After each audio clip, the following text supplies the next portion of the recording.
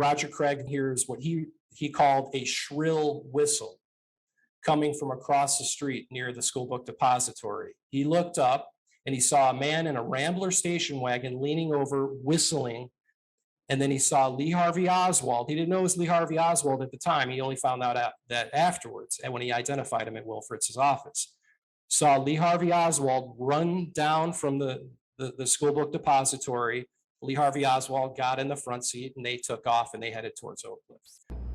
A Dallas Sheriff's Officer, Roger Craig, said Oswald was definitely the man he saw run from the Texas Book Depository building right after the assassination. He said that Oswald whistled at a man in a station wagon. The man stopped, and the two drove away. Police said a few minutes later, Officer J.D. Tippit was slain by an unknown man as he was trying to arrest about 2 miles from the scene of the assassination. As I was searching the south curb of Elm Street, I heard a shrill whistle. And I looked up. It just drew my attention. It was coming from across the street. And there was a light green Rambler station wagon driving real slow west on Elm Street. And the driver was leaning over to his right, looking up at a man running down the grass. So I immediately tried to cross the street to take these two people into custody for questioning. Just, you know, everybody else was coming to the scene. These were the only two people leaving. I mean, this was suspicious in my mind, you know, at the time. So I wanted to talk to them. But I couldn't get across the street because the city officer who was stationed at Houston and Elm had left his post, and the traffic, you know, was so heavy I just couldn't get across the street to him. But I did get a good look at the man coming down the grassy knoll. And he got in the station wagon, and they drove west on Elm Street. This was a decorated Dallas deputy sheriff. He had won Officer of the Year 2 years prior. He was awarded by Sheriff Bill Decker that award. He was the youngest officer to ever win that award in the state of Texas. He told reporters what he had seen. Even on the day of the assassination, there's an article printed about him witnessing Lee Harvey Oswald leave the School Book Depository and get picked up by a Latin man driving a Nash Rambler station wagon and head towards Oak Cliff. Okay, now Oak Cliff is where Officer J.D. Tippit was found shot to death. This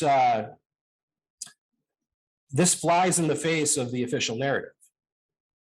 And he wasn't the only one that saw this. There were several witnesses, and in my book, The Deputy Interviews, I document approximately 11 witnesses that witnessed something similar to what Roger Craig saw.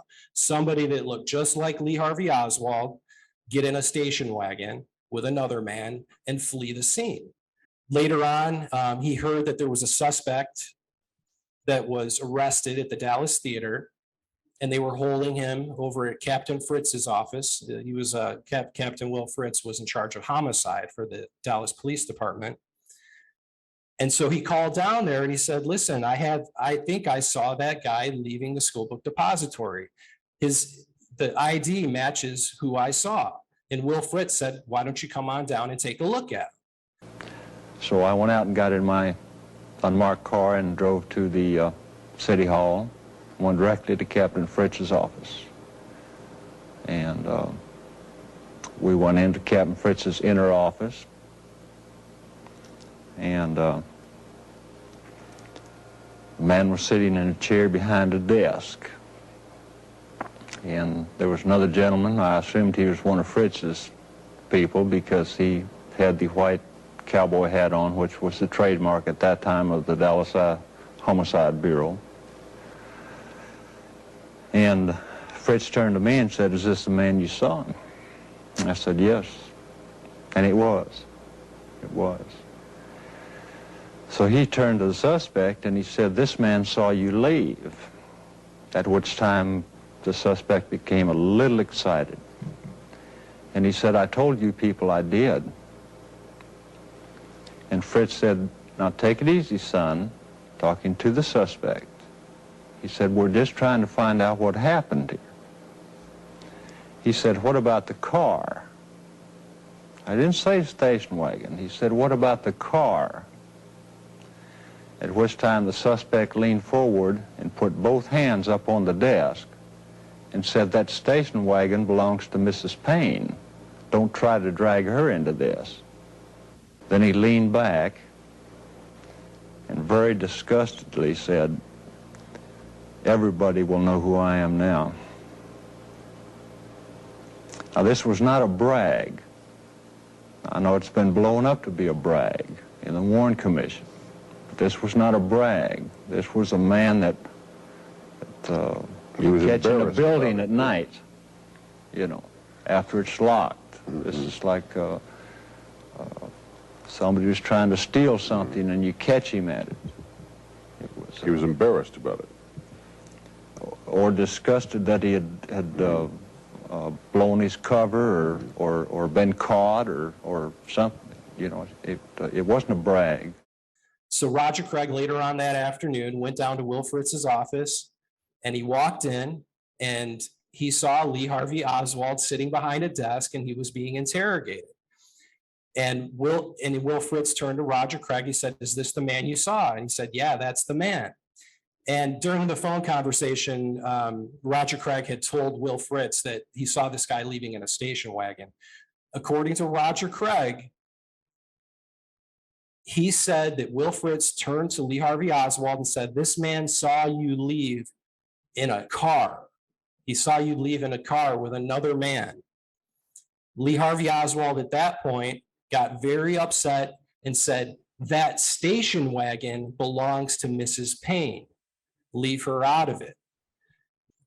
Marina Oswald, Lee Harvey Oswald's wife, was staying with Ruth Payne. And she was going to teach Marina English, and Marina, she was going to help Ruth Payne speak Russian more fluently. And so that was the story. But see, Ruth Payne, her family, she has family ties to the CIA. When investigators went to her house after they found out that Lee Harvey Oswald's wife was living there, they confiscated filing cabinets, okay? Not big filing cabinets, but like little lock boxes, okay? And according to Buddy Walther's police report, and I published this in my book in the deputy interviews, he talks about all this anti-Castro names and addresses and had all kinds of information about these anti-Castro groups. And so it was very suspicious, especially with Lee Harvey Oswald being connected to these groups. And I personally believe, just like Lee Harvey Oswald said, he was a patsy, he was set up. I believe that he was working for the CIA, and they had him planted in there. And Ruth Payne actually helped him get his job at the School Book Depository, placing him at the scene where they would later set him up in the sniper's nest. She contacted Mr. Truly, who was the manager of the School Book Depository, and he hired Lee Harvey Oswald on Ruth Payne's recommendation. What about, can you just give me a little bit of insight on Roger Craig? His testimony has been like basic all the way through, just straightforward, never wavering from really anything. And it gets into this point where you have Fritz that says Roger Craig was never in that interrogation room. Now, you gave me a little bit of insight on that as well, too. But we know that's not true because Roger Craig was there. And so you're now having, was Fritz a liar? Yeah, absolutely. So then why is Roger Craig's testimony or none of this? Why is he seen as, people will discredit him? And I've talked to people that admire him. And I think, honestly, he seems like the most, probably best, I wouldn't say best witness, but best kind of answer. And I guess you just answered your own question. Because he was the best witness. He was the most credible. He had won the Officer of the Year just a couple of years prior. For Will Fritz to say he's never heard of a Roger Craig, he's full of bleep. Okay, the guy was full of bleep. He was definitely there. He reported it. It's in the Dallas newspapers on November 22nd, 1963, that Roger Craig went to Will Fritz's office and identified Lee Harvey Oswald in the office. So these people that are trying to discredit Roger Craig, so he planned all this out to create this big lie on the day of the assassination, that he went over to Will Fritz's office and identified Lee Harvey Oswald. I mean, that's absurd. It's absolutely absurd.